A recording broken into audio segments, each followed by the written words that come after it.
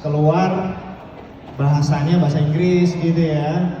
Ngalamin gak sih kesulitan adaptasi di awal, which is pasti lah ya, Singlish dan lain sebagainya. Benar. Gimana adaptasinya tuh Pak Emil? Oke, dari other Kevin.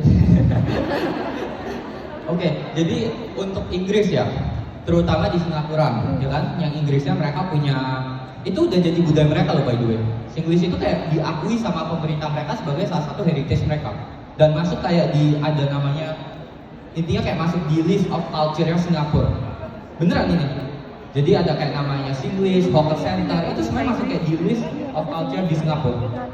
Jadi kita tuh ya karena kita hidup di negara mereka ya kitanya harus berubah, kita nggak bisa memaksa mereka untuk berubah. Itu yang pertama.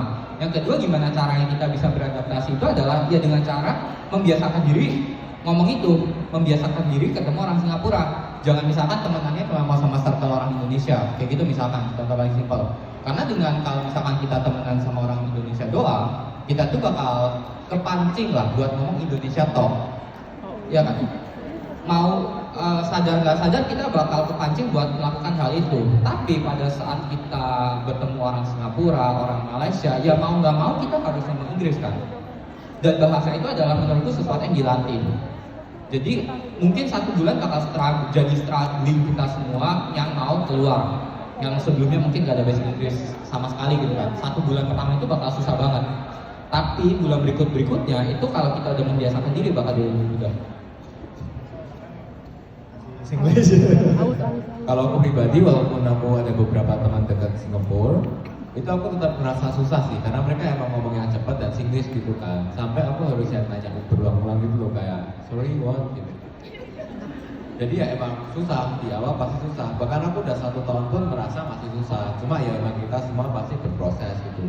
Kayak dibandingin aku baru pertama kali datang sama setelah setahun, walaupun setelah setahun aku merasa masih kayak nggak bisa menangkap kadang, tapi tetap ada perubahan lah. Jadi ya berproses aja gitu. Dan ya benar, jangan bergaul sama orang Indonesia doang, walaupun komunitas Indonesianya memang besar dan sangat erat gitu loh. Tapi tetap harus bergaul sama orang luar, orang kita udah kuliah ke luar negeri, masa temennya sama orang Indonesia doang gitu kan.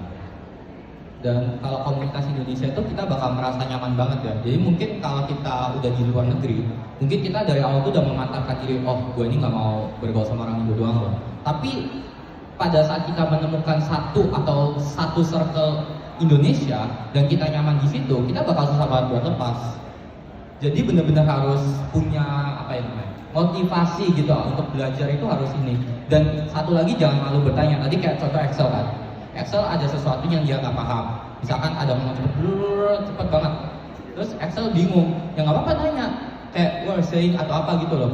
Kayak nanya aja apa yang dia ngomong. Nggak apa-apa. Itu sih mungkin dari kita. Jadi apa namanya? Saya juga dulu kayaknya baru tahun ketiga paling baru nyaman ngomong Singlish, literally kayak udah nyambung sama orang Singapura tuh. Kalau ngomong Singlish tuh kayak sama-sama saling tahu gitu ya. Emang kayak anak kuliah di Singapura ya. Despite ini lah maksudnya, kalau saya boleh ulang masa lalu, S1 tetap di Singapura lah ya, US oriented.